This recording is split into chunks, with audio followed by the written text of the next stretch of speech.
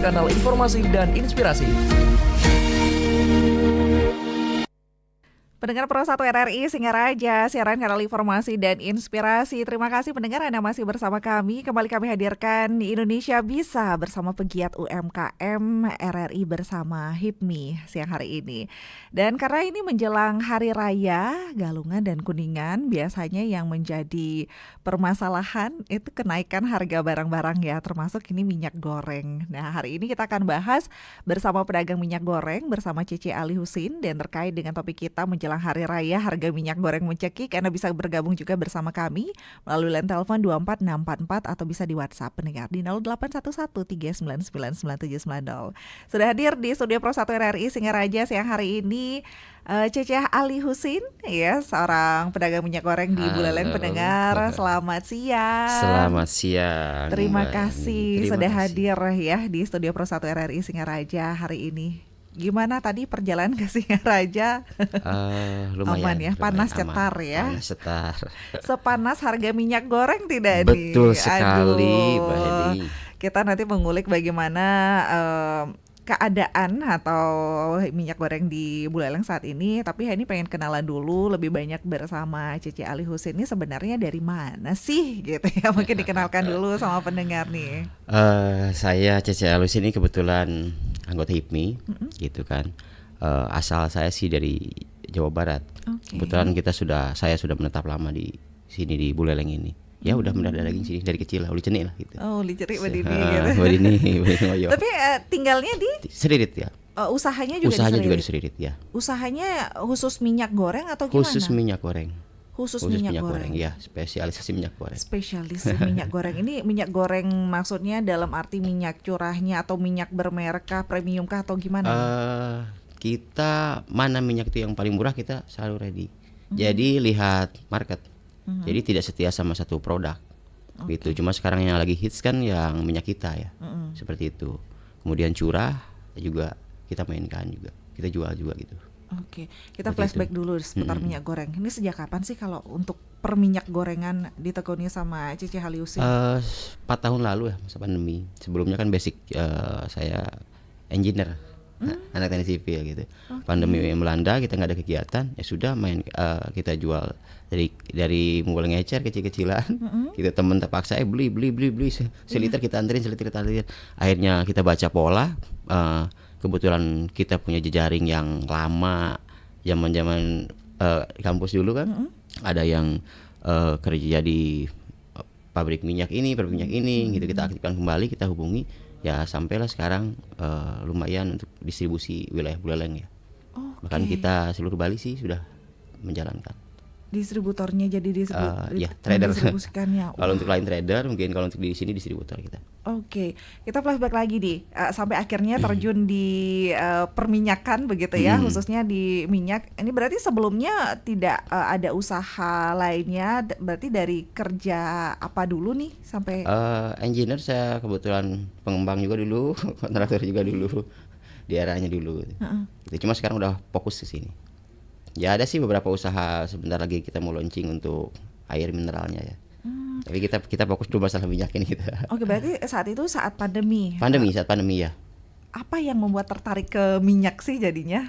Karena kita berpikir gini. Untuk proyek-proyek kan sepi waktu itu kan. Pilih-pilih sepi. Pemerintahan juga kan fokus anggarannya lebih ke ke pangan.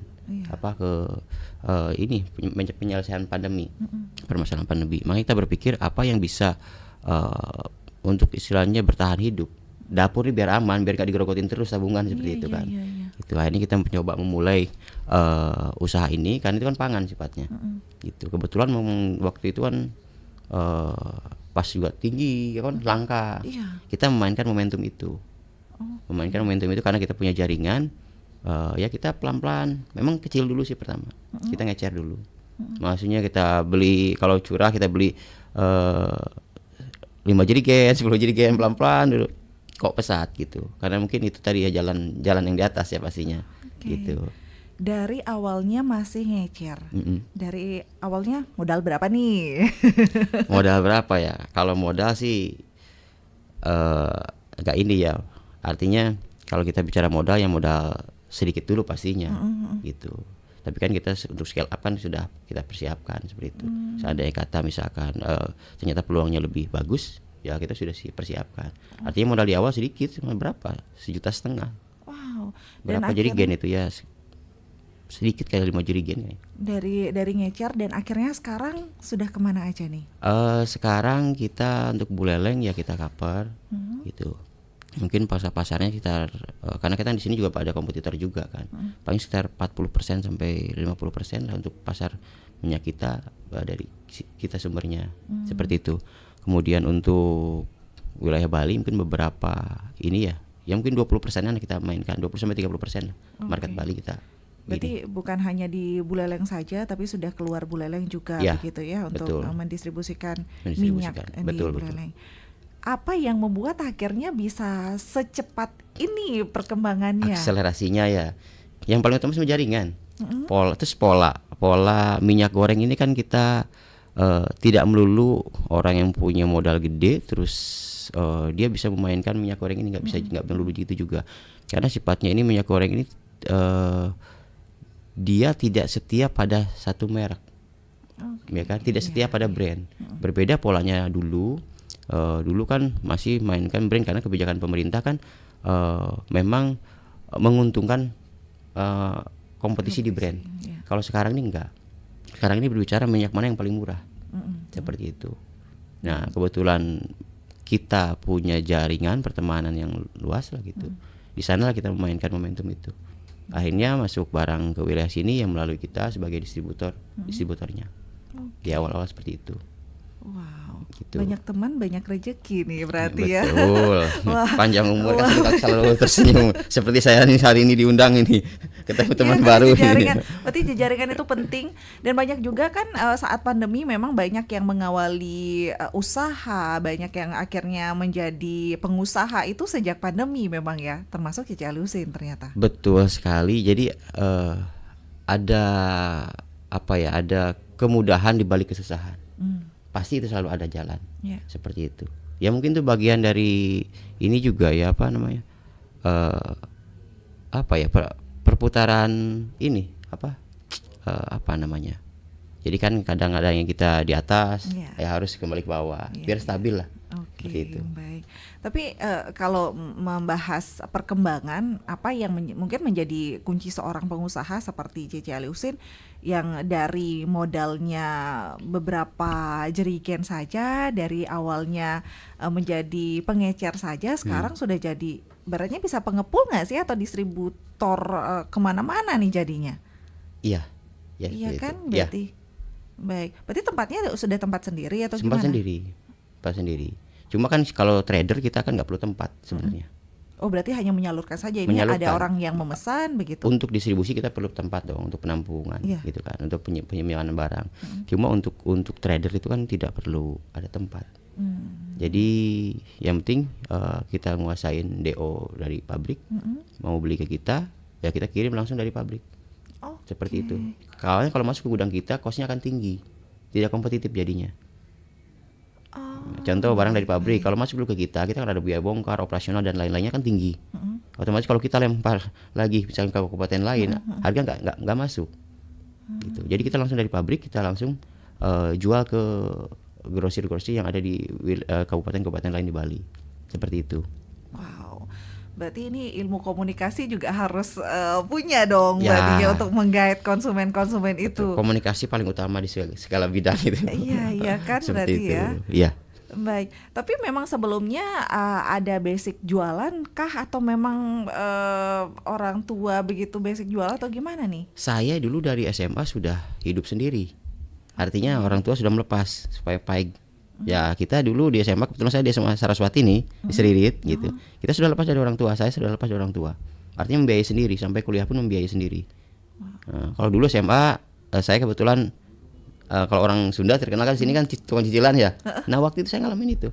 Jadi saya untuk fight bisa menghidupi sendiri gitu. Ya kita jual barang ke desa, kebetulan Seririt kan ada desa dikit ke atas itu. Jadi pulang sekolah saya mikul bawa panci, bawa penggorengan, itu jual sana. Seperti itu. Ya ini fight terus dari sana untuk bertahan hidup. Ya tentunya ada salah satu sisi yang berkurang. Kalau di akademik sih saya enggak, saya cuma kedisiplinan dalam sekolah. Biasanya lambat. Karena kan capek Mbak, pulang ini kan malam kita ngerjain PR segala macam, biasanya lambat. Seperti biasa lah, masuk jalan jongkok seperti itu. Kita nikmati itu prosesnya, Mbak. Itu keadaan harus pilihan sih itu. Tapi pengalamannya banyak berarti dari hal itu ya. Ya di sana lah basic mental kita dalam berusaha tuh memang dari sana dipupuknya. Dapatnya dari sana. Wow. Gitu. Sampai kita challenge kita keluar Bali pun kita saya sekolah di luar Bali gitu, kuliah di luar Bali, ya seperti itu juga polanya. Kita bertahan bagaimana? Ya saya kerja dulu kan gitu. Kerja ya sambil kuliah gitu, seperti itu. Dulu kuliah di mana dong? Di ITAT Surabaya saya. Oke. Ya seperti itu dah. Jadi kebetulan saya punya mimpi dulu ingin jadi engineer kan gitu gitu kan. Saya memang dari latar belakang yang memang kurang berada kan seperti waktu itu. Jadi gimana caranya nih biar bisa jadi engineer kan gitu. Akhirnya saya kerja di optik. Di optik Melawai, optik terbesar di Asia Tenggara waktu itu. Oke, sambil kuliah. Sambil enggak. Kita orang lain sudah lulus, saya baru masuk. Oh, Kita berarti teman seangkatan saya kerja dulu 5 berarti. tahun, kelilingan sampai Jakarta saya ditempatkan. Jadi keliling dulu sampai Tahir Kute, kemudian saya udah punya skill, itu negosiasi sama kompetitor si Optik Melawai ini, Iya. itu nggak usah nyebutin merek nanti. Jadi kita itu seperti itu ngedeal nggak saya dibayarin sekian kan gitu. Tapi dengan syarat saya pengen kuliah, saya masuk sore, biar pagi saya bisa kuliah. Akhirnya deal jalan. Setelah 2 tahun setengah berjalan kuliah, akhirnya saya resign dari perusahaan itu, langsung masuk ke jurusan yang memang bidang yang memang saya cari waktu itu waktu itu jadi pengawas lapangan lah, jadi pengawas, ya bertahap terus berkembang itu sampai selesai. Nggak sayang merelakan kerjaan yang dulu diidam-idamkan lah ya begitu untuk sekarang fokus ke dunia usaha aja gitu. Sebenarnya kalau udah umur segini ya logika ini main ketimbang passion ya kalau menurut saya. Oke. Jadi passion sih boleh untuk men-challenge kita kan, tapi lebih ke memanfaatkan peluang yang realistis lah kita hidup. Gitu. Ternyata memang di perdagangan jauh lebih stabil secara anggaplah ekonomi, karena hariannya ada kan, aturan terus. Mungkin untuk loncat ke bidang usaha lain kita perlu kuatkan dulu ini fondasinya nih. Jadi kalau saya misalkan seperti kontraktor seperti ini kan kayak petani, pas lagi panen kita panen kayak orang paling kaya. Ketika memang tidak ada kerjaan ngelobi kan butuh modal juga. Ya kan sekarang sekali belum deal, sekali kita makan ngelobi sudah berapa itu kan. Akhirnya lama-lama pendapat tergerus juga. Gitu. Seperti itu. Jadi paling aman tuh memang main di pangan. Gitu. Kalau untuk pemula sih ya untuk saya dulu kan gitu. Karena kita kan perintis, bukan pewaris itu. Seperti itu. Tapi termasuk cepet banget perkembangannya gitu ya. Kita ingin mengulik lagi ya nanti ya pendengar ya. Kita mengulik lagi apa sih sebenarnya rasanya agar masyarakat kita juga bisa fight juga begitu, nggak hanya terkungkung di Buleleng saja atau di lingkungan sekitar saja, tapi bisa berani nih ekspansinya sampai keluar kemana nih jalur-jalurnya gitu ya. Nanti kita akan ulik lagi dan pendengar juga bisa bergabung bersama kami nanti ya di 081139999790 atau bisa di 0362246644 atau pendengar juga bisa menyaksikan dialog kita siang hari ini melalui kanal YouTube RRI Singaraja Official. Tetaplah bersama kami pendengar di Pro 1. Badan Pusat Statistik mencatat pada April 2023 terjadi inflasi dengan angka 4,33%. Holder di bidang pangan untuk ketahanan pangan dan pengendalian inflasi pangan. Pemirsa, sejumlah ekonom menilai tingkat inflasi Inflasi terus yang dibahas. Woi, ngedumel terus. Kenapa sih, Bu? Nih, sampai bosan dengerin berita inflasi terus. Emangnya apa sih dampaknya untuk pedagang seperti saya? Biarin aja para pejabat-pejabat sajalah yang ngurus di situ. Malah kita yang terdampak paling terasa, Bu. Inflasi bisa menggerus daya beli masyarakat. Jika daya beli menurun, maka masyarakat akan lebih irit belanjanya. Padahal motor penggerak ekonomi suatu negara itu salah satunya kan ditopang melalui konsumsi masyarakat. Oh gitu. Kalau masyarakat mengurangi mengurangi belanja, Ya. otomatis pertumbuhan ekonomi akan bergerak lambat, bahkan bisa lebih rendah gitu ya. Nah, tuh pinter. Biar nggak inflasi, kita mesti gimana dong? Jangan mudah panik jika terjadi sebuah fenomena. Misalnya, produksi cabai merosot sehingga harga melonjak. Jangan sampai membeli dalam jumlah banyak karena panik. Jika hal ini terjadi, justru bisa menaikkan harga menjadi lebih tinggi karena permintaan yang amat besar. Mari sama-sama kendalikan inflasi.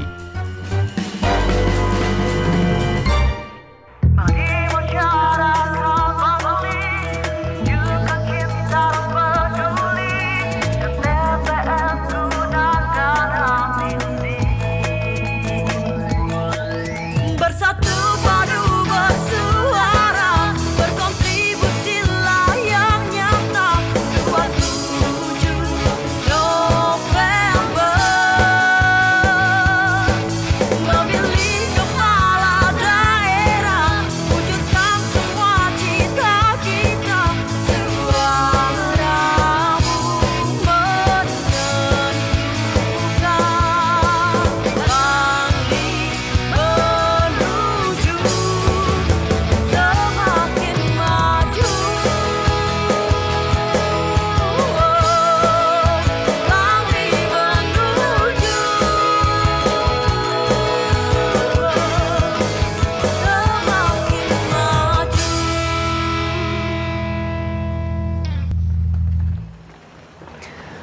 Mari gunakan hak pilih dengan datang ke TPS Rabu 27 November tahun 2024.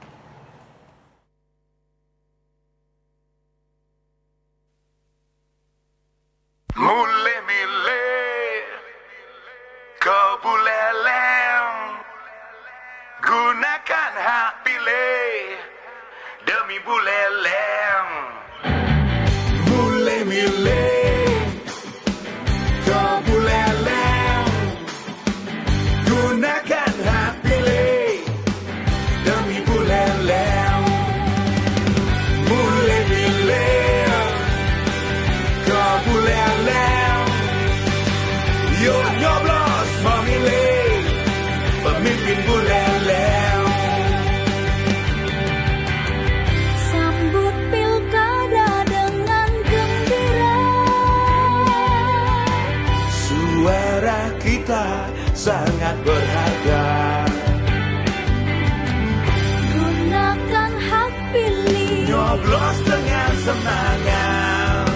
Ingat hari Rabu, 27 November 2024. Mulai milih kebuleleng, gunakan hak pilih demi buleleng. Mulai milih kebuleleng, yuk nyoblos memilih pemimpin buleleng.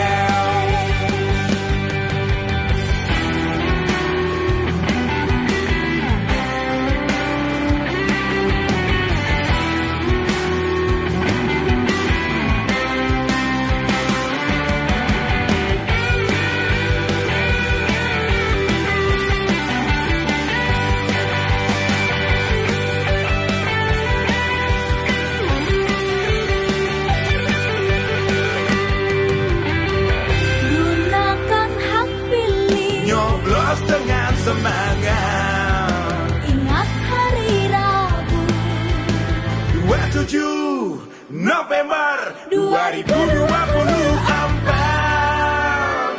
Mulai milih kebuleleng, gunakan hak pilih demi buleleng. Mulai milih kebuleleng, yuk nyoblos memilih pemimpin buleleng. Mulai milih kebuleleng, gunakan hak pilih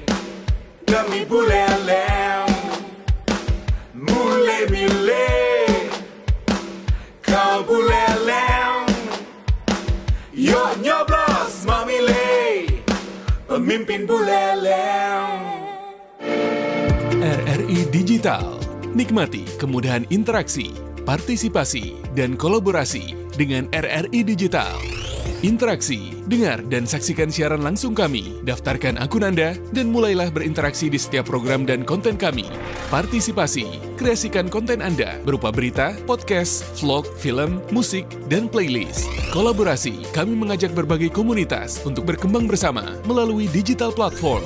RRI Digital kini juga menghadirkan terobosan baru, workspace platform, dan online learning platform dengan fasilitas-fasilitas unggulan, monitor impact and outcome, meeting online, video conference, dan library. RRI Digital menghadirkan fitur-fitur untuk peningkatan interaksi, partisipasi, kolaborasi, workspace, dan learning. Segera download RRI Digital. Pro 1, kanal informasi dan inspirasi. Pendengar Pro 1 RRI Singaraja, Anda kembali bersama kami dalam Dialog Indonesia Bisa bersama pegiat UMKM RRI bersama HIPMI. Dan siang hari ini kita masih bersama pedagang minyak goreng Cici Ali Husin di studio Pro 1 RRI Singaraja. Wah, banyak ilmu nih yang kita dapat hari ini ya. Dan menjelang hari raya ini nampaknya harga minyak juga ada peningkatan. Kalau Henny cek di Nasdaq Perinkop UKM ini harga minyaknya sudah mulai merangkak naik. Bahkan nanti bisa mencekik juga bahkan di WhatsApp RRI Singaraja di 081139999790. Ada pendengar kita yang juga menanyakan, katanya selamat siang narasumber. Oh, ini ternyata distributor minyak goreng di Buleleng. Salam kenal katanya. Kenapa ya harga minyak saat ini naik terus? Bahkan pernah tahun berapa gitu sampai 20 ribuan dan langka. Apakah ini ada permainan distributorkah atau pengepulkah atau sengaja ditimbunkah atau bagaimana adanya? Kemudian ada juga selamat siang RRI. Terima kasih sudah menghadirkan narasumber yang luar biasa. Wah, bagaimana kualitas minyak dengan beberapa merek yang ada? Kenapa harganya juga berbeda? Apakah kualitasnya berbeda juga atau seperti apa katanya? Ini yang mana dulu nih? Yang kenapa harga naik terus mungkin? Harga naik terus ya. Atau ada kenaikan harga tidak? Atau saat ini gimana nih kondisi minyak? Jadi sekarang kondisi minyak itu sebenarnya berantakan ya. Kita bilang berantakan tuh begini. Karena pemerintah kan sebenarnya melalui baru sekali kemarin 14 Agustus 2024 tuh menerbitkan peraturan peraturan Kementerian Kementerian Perdagangan itu terkait harga dan skema distribusi minyak goreng kemasan rakyat dalam bentuk minyak kita. Jadi sebelumnya itu minyak kita kan dibanderol harga 14.000 di harga eceran tertinggi. Jadi ketika kita beli 1 liter itu masyarakat membeli dengan harga 14.000. Tetapi faktanya di lapangan itu nggak bisa dikendalikan. Karena kewajiban dari kalau menurut saya ya, di lapangan itu sulit sekali mengendalikan. Karena apa?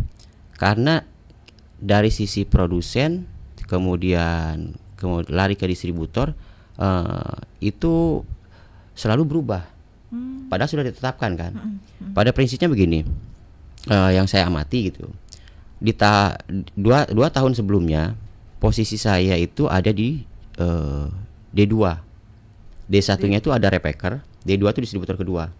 Oke, berarti repacker itu dari ibaratnya pengemas ulang. Dikemas ulang. Jadi si produsen kan polanya untuk minyak kita ya, dalam bentuk minyak kita atau minyak goreng murah lah gitu, yang memang distabilkan sama pemerintah, sebenarnya bukan subsidi.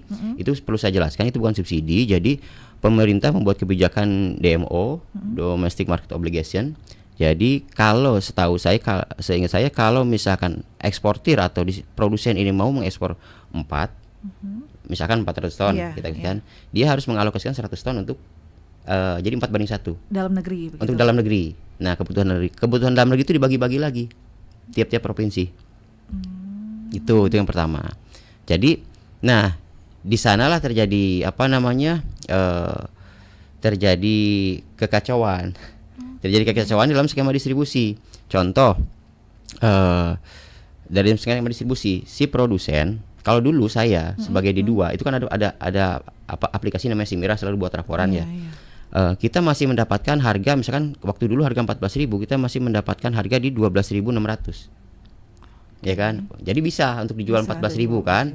Masih si grosir ataupun toko atau warung masih bisa dia ngecer 14.000 seperti itu. Nah, polanya di lapangan itu banyak perubahan.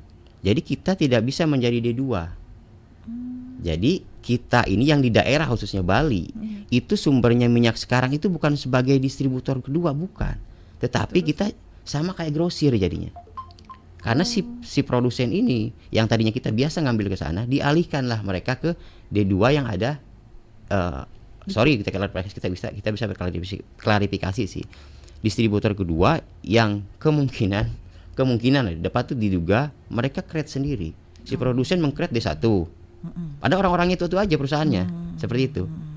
Tujuannya apa? Ya ini untuk mendapatkan keuntungan di level atas. Nah, yang barang yang masuk ke Bali mayoritas itu D2.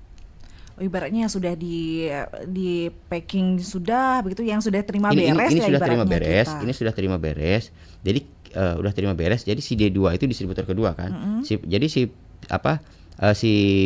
produsen ini membuat minyak goreng murah tadi dalam bentuk minyak kita.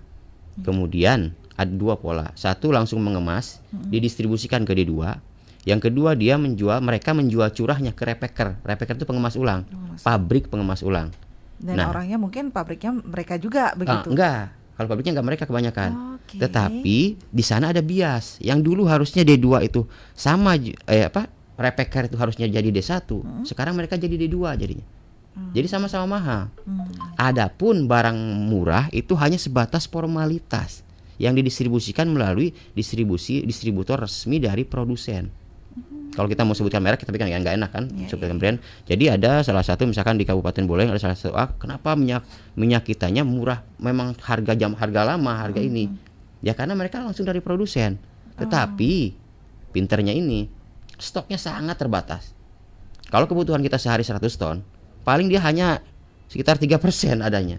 Sekarang kan bagaimana mencukupi kebutuhan kita? Nah, di level bawah itu nggak mungkin dimurahkan. Karena apa? Momentum.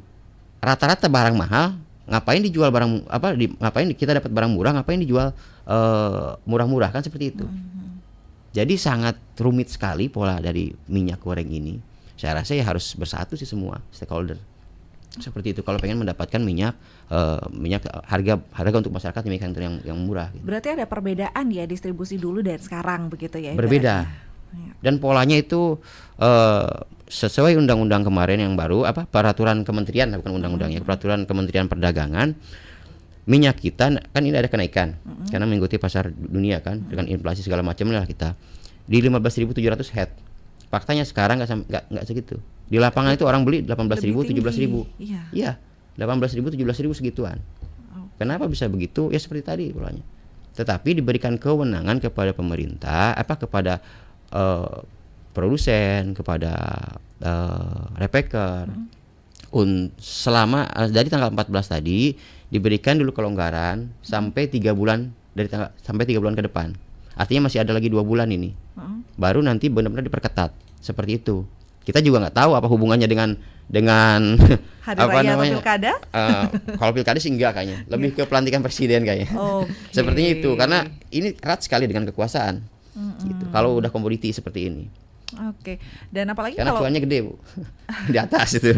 Dan itu jadi kebutuhan pokok masyarakat masalahnya. Betul sekali. Kita juga ya ngerasa sekarang positioningnya, apalagi sekarang dengan kebijakan itu, minyak goreng itu dulu kan masih ada minyak goreng murah tadi itu dalam bentuk minyak curah. Iya. Ya kan?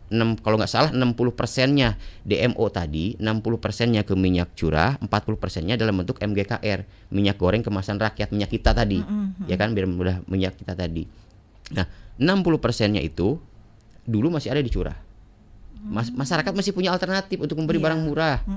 Dan kalau curah mudah untuk mendeteksi penyelewengan di lapangan. Kenapa? Setiap provinsi itu pabrik-pabrik punya kilang minyak. Contoh di Bali ada di Benoa kan, di Lombok juga ada, ya kan, di Semarang ada, di seluruh provinsi mayoritas ada kilang-kilang, dan itu mudah ngedeteksi sehingga untuk penggelembungan harga itu mudah mendeteksinya. Sedangkan minyak kita nggak bisa semrawut ini. Karena sudah satu begitu ya ibaratnya. Kalau ini kan mudah, Iya. ya kan? Kalau ini kan mudah mendeteksinya. Oh, di sini ada cuma ada 2 kilang, 2 perusahaan kan kayak di Bali kan, 2 perusahaan yang punya kilang. Jadi kedetek sumbernya dan si perusahaan-perusahaan tersebut hanya membina, nggak seluruh semua orang bisa ngambil, nggak. Pemegang DO-nya berapa perusahaan kan gitu. Gitu. Pemegang DO-nya. Jadi mudah kedeteknya. Kalau ada yang nakal, ya kan, memainkan tadi HET tadi, mudah kedetek kalau curah. Kalau minyak kita nggak bisa, sulit sekali mendeteksi. Oke, tapi Cece jualnya fokus ke minyak kita aja atau minyak kalau kita minyak kita sama curah menjualnya seperti itu. Apalagi kalau minyak kan, apalagi sekarang UMKM yang makin banyak juga memerlukan minyak begitu ya. Hari ini ya betul sekali, sangat kita juga penjualan lumayan gitu, meskipun mahal ya. Tetap dicari masalahnya karena sudah kebutuhan pokok. Nggak ada pilihan lain. Iya. Gitu. Ibaratnya sudah seperti beras ya jadinya. Betul, dan itu betul. pendamping juga begitu, dan betul. Minyak juga jadi salah satu bahan yang menyumbang inflasi Sangat. di Bali, di Buleleng juga begitu. Betul. Baik.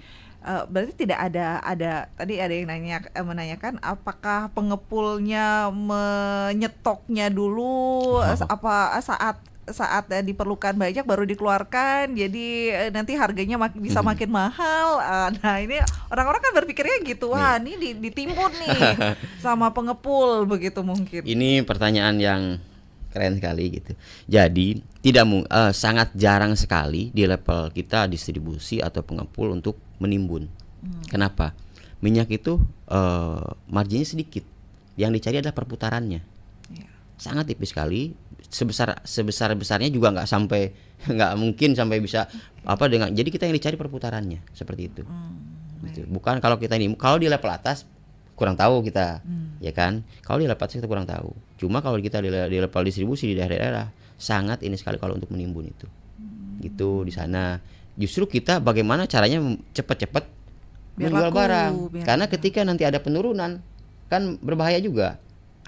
Kan kita analisa kan, mesti kayak minyak sekarang turun 2.000 1.000 itu kerasa buat kita. Karena kita ngambil marginnya sangat tipis sekali. Seperti itu. Jadi harus cepat-cepat keluarin. Berarti sudah dibantah ya, tidak ada gitu. Tidak ada kalau di level ini tidak ada, bisa dicek kan sekarang kan ada bisa dicek lah. Iya. Gimana sih katanya kualitas minyak dengan beberapa merek yang ada kan harganya ada berbeda. Variatif ya. Iya, variatif. Kalau dari segi kualitas gimana nih? Kalau kualitas jelas pasti berbeda antara MGKR tadi, minyak goreng kemasan rakyat, dengan minyak premium. Premium itu merek-merek tertentu lah yang mungkin udah tahu juga, seperti yang udah legend-legend di lapangan kan seperti itu. Nah, itu jelas berbeda. Berbedanya di sisi kualitas. Dari sisi kadar airnya juga jelas berbeda gitu. Kalau kandungan kalau di BP POM sama-sama aja ya. Mungkin ada lebih vitamin A-nya kan gitu. Macam-macam sih itu. Yang pasti kualitas jelas berbeda. Kalau MGKR ini kalau sudah masuk ke repacker, produsen-produsennya dari pengemas ulang, kalau sudah kan di label sana kan ada diproduksi minyak kita diproduksi oleh PTA atau CPA, itu kan masuk repacker tuh, bukan sebagai produsen ada kan.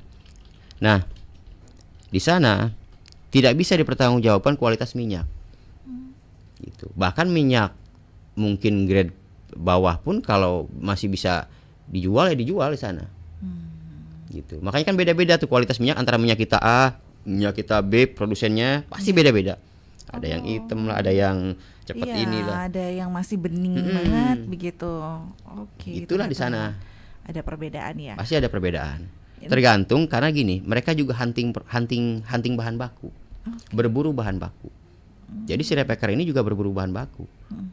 Gitu. Mungkin pas bahan bakunya dapatnya yang itu, daripada nggak kerja ya dipakai aja itu kan. Seperti itu. Ternyata berbeda ya pendengar ya. Berbeda.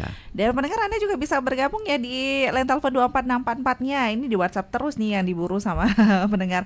Kalau sekarang berapa katanya per hari mengirim minyak ke seluruh Bali, atau mungkin untuk mengatasi Buleleng saja berapa katanya? Kalau Buleleng saja per hari paling sekitar karena kan ada juga kita oper DO juga, jual tertekan juga. Kalau rutinitas yang kita distribusikan dari tempat kita sekitar 1.800 sampai 1.200 karton, berarti berapa ya? Hitungannya berapa ton itu masuknya. Kalau untuk minyak kita aja kan gitu. Seperti itu. Kalau untuk minyak kita aja, kalau minyak curahnya karena sekarang DMO dihapus, minyak curah itu mahal gitu. Lebih baik beli minyak kemasan daripada beli minyak curah sekarang karena DMO-nya dihapus. Seperti itu. Kalau dulu kan boleh nih kalau minyak curah jadi beli dalam bentuk jerigennya lah atau minyak curahnya itu. Kalau sekarang berarti ya masih ada, tetap peminat tuh masih ada. Karena itu kan udah mindset udah ketanam. Iya kan, masih ada tetap curah itu, cuma harganya penjualannya kita memang berapa ya, sudah sekitar 2 bulan terakhir ini komposisinya kalau dulu 60% curah komposisi penjualan ya, 60% curah, 40% minyak kemasan. Sekarang kebalik, bahkan minyak curah itu sudah mendekati di 30% penjualannya menurun, ada di tingkat 30%. Yang sekarang yang naik minyak kitanya, minyak kemasannya. Iya, minyak kemasannya. Ya? Karena memang dirasa memang sudah mahal, nggak logis, mahal gitu. Baik. Karena memang tidak si curah ini diserahkan ke pasar, ke harga dunia. Baik. Gitu. Berarti per hari ini sampai ribuan karton sudah Ya. Itu per hari untuk buleleng saja. Ya. Berarti kebutuhan buleleng 800 itu sampai tinggi. Sangat tinggi kalau untuk minyak begitu ya. Tinggi. Kalau saat keadaan seperti ini ya, keadaan sekarang kan lagi ramai kan begitu. Ya 800 karton sampai 1.000 karton lebih lah. Ada perbandingan ya sehari-harinya atau mungkin pas hari raya saja yang meningkat atau bagaimana? Pasti ada perbanding, ada perbedaan. Cuma hari raya kali ini memang tidak seperti hari raya tahun lalu. Karena sekarang kan kita nasional kan ngalamin deflasi tadi ya. Perlawanan pasar gara-gara inflasi tadi kan. Ya. Jadi 4 bulan terakhir ini dari bulan Juni mungkin semua pedagang ngerasain yang main di pangan kan. Jadi bulan Juni itu sudah kita penjualan sudah ngurangin margin, penjualannya masih tetap, volume penjualan masih tetap. Di bulan Juli kita margin sudah dikurangin, ya kan, penjualan berkurang. Di bulan Agustus margin sudah sangat dikurangin, penjualan makin anjlok. Nah sekarang ini momentum ini karena kebantu ada hari raya, gitu. Makanya kita juga harus mengencangkan ikat pinggang gitu. Berarti masyarakat kita sudah mengurangi belanjanya berarti konsumsinya itu. Banyak faktor sih ya, gitu. Karena memang ya kemungkinan memang situasi nasional gitu. Saya cek sih situasi nasional karena beberapa mitra-mitra kita juga di daerah Jawa, di Jakarta seperti itu ngalamin sangat keras sekali. Ternyata nggak baik juga ya, kalau terlalu kondisinya deflasi. Memang sedang tidak baik sekarang ini. Gitu. Ini karena kebantu hari raya, orang kepaksa gitu. Terus juga di Jawa ada Maulid kan. Nah itu ada memang, tapi mudah-mudahan sih situasinya segera pulih gitu. Baik. Ada juga Mas Ali, kalau apakah mengecer juga atau harus grosir saja? Biasanya kalau ikut grosir, apakah ada khusus minimal order berapa begitu untuk ordernya? Itu tergantung program ya, tergantung dapat barangnya juga. Jadi kita grosir tuh kita dari mulai 5 dus ke atas lah, 5 karton ke atas gitu. Kalau yang mau kategori ecer kan 1 sampai 4 seperti itu. Ada juga yang pembelian 100 sampai 200 itulah. Berarti tidak ngecer ya, hanya khusus untuk partai besar saja begitu. Mungkin. Wow. Ya 5 karton lah gitu. Luar biasa gitu. Nih. Satu tips dong untuk masyarakat kita. Ini sudah hampir 1 jam kita berbincang tidak terasa. Sebenarnya ingin mengulik lebih banyak lagi nih pengalaman-pengalaman dan tips-tips untuk berjualan ekspansi biar secepat ini. Ya apa sih kuncinya, Ci Ali, kalau untuk berjualan ini? Kuncinya berdoa, fokus. Berdoa dan fokus. Iya, berdoa dan fokus. Kalau fokus aja nggak pakai doa, stres nanti gitu. Tapi untuk menjaring, kalau Cece kan ini jaringannya bisa cepat, luas, kemudian bisa ya ibaratnya bukan hanya di Buleleng tapi keluar, bahkan tadi kan engineer malah sekarang terjunnya ke bisnis, dagang minyak ya. ekonomi. Ini kayaknya kalau ini ada basic bisnis sama ekonomi juga tidak gimana nih sebenarnya? Ya sebenarnya bicara bisnis kan, engineer juga kan di sana juga ada ada ekonomi teknik juga diajarin kan, gitu, ada ekotek namanya. Ya pasti dapat juga ilmunya. Dan memang background seperti tadi, background saya selama dari mulai kecil memang sudah di lingkungan pedagang. Seperti tadi bapak saya tukang cicilan kan. Nah, seperti itu. Saya juga SMA nyicilin. Orang lain zaman dulu kan bawa FU apa namanya zaman dulu itu. Nah, kita mikul penggorengan ke atas gitu. Bahkan paling serunya kepala sekolah saya jualin tuh. Gitu. Biar iba itu. Kan iba kan. Jengah berjuang iya, tapi buat kita kan cuan itu. Benar. Nah, ini perlu juga untuk masyarakat kita, anak muda ya, terutama yang sekarang ya, yang dibilang generasi stroberinya, berarti jangan pilih-pilih kerjaan ya, Cici Ali ya. Betul. Nggak pilih-pilih kerjaan. Jangan pilih-pilih kerjaan. Buktinya Cici Ali ini apapun kerjaannya sekarang sudah jadi. Ya, alhamdulillah sampai saat ini udah lumayan cukup lah. Oh, baik. Terakhir mungkin ada pesan juga untuk para pendengar kita.